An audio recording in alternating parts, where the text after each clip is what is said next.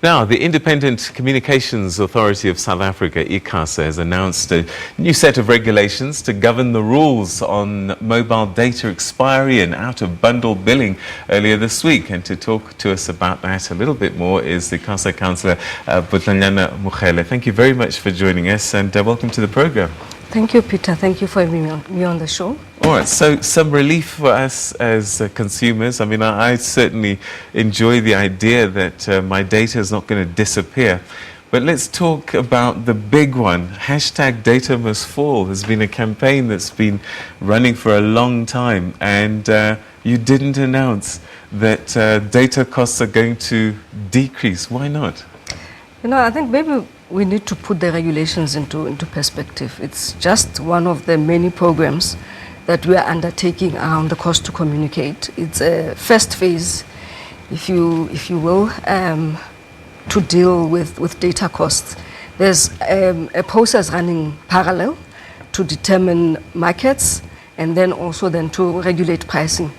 You would appreciate that Icasa is an administrative body. We are governed by certain laws in terms of how you deal with competition matters. So you really need to go through a thorough, well-considered process before you can pronounce on pricing. And that's why it's taking so long. But because as a regulator, we do things in the public interest, we decided to take a programmatic approach where you will deal with low-hanging fruits, and in this instance was data expiry rules and out-of-bundle pricing.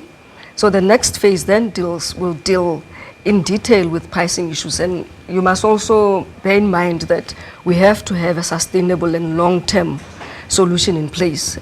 So that's why it's taking so long, but we're working behind the scenes to ensure that around this time next year, we are able to pronounce on data pricing.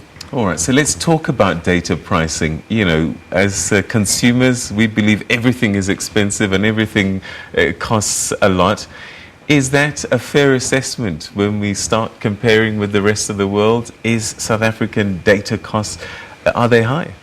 It depends on which source you use. And precisely because of that, Icasa did its own study to have a realistic benchmark. And one of the things that we found was that we're actually the 6th cheapest in SADC. Botswana has the highest, we're cheaper than Zimbabwe. But having said that, you know, cost is relative to the person that has to pop up the money to pay. So relatively speaking, in terms of SADC, in terms of BRICS and internationally, we're fairly competitive. However, I think we still need to intervene in as far as pricing is concerned, that it's affordable to the South African consumer. I think it has to do with the person that has to pay the money, rather than how we compare with other countries. So if the mobile operators are not colluding, then isn't it that market forces determine the price and that's what it costs? It's a bit of a difficult one. Because I think it's in the nature of business people to maximize profit and to use whatever strategies that will work for them. I also think that it's the responsibility of the regulator to make sure that prices are regulated in the interest of consumers, but it has to be done in a way that the businesses that actually provide the services are sustainable. And I guess I'm not really answering your question in as far as you expecting me to say. But yeah, I think that's in the final analysis, that's the issue. Sometimes market forces don't do things in the interest of the consumer. So you have to intervene. So you have to intervene. All right, so these interventions that you did announce this past week, so out of bundle rates, you have to opt in. Yes. Because those rates were enormously different from your bundle rates. Yes. What does that mean for the consumer then? I think, to put it in simplistic terms, that people perceive data as disappearing and they perceive data as eating up their airtime.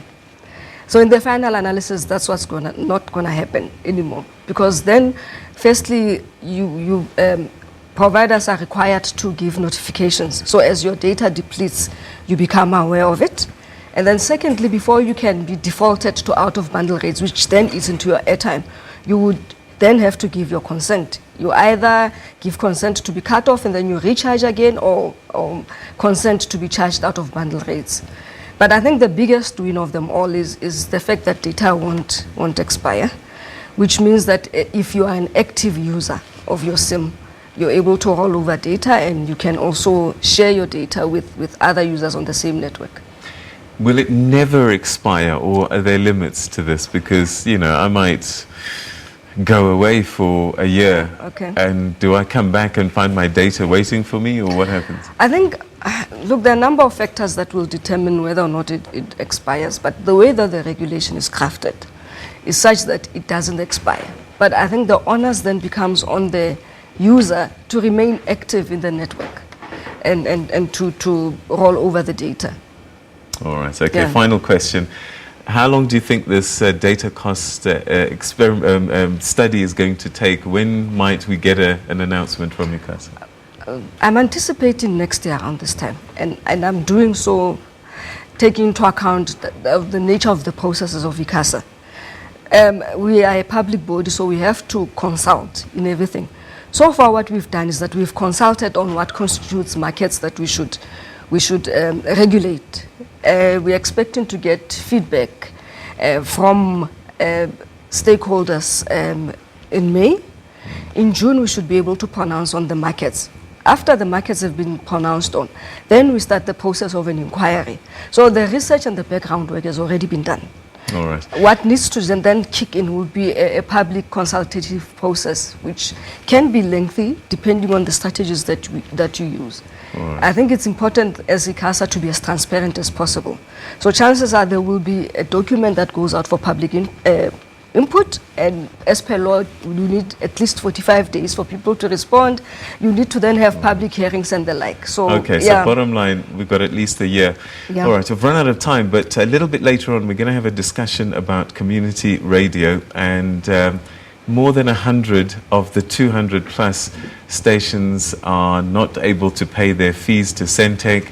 So they're struggling. And a question for you is, are you just handing out licenses willy-nilly to community radio when perhaps they're not viable? Not necessarily. I think financial viability is one of the main considerations. Actually, when people make applications, they have to indicate realistic projected cash flow and operational costs. I think that the issue with this sector has to do with governance and management.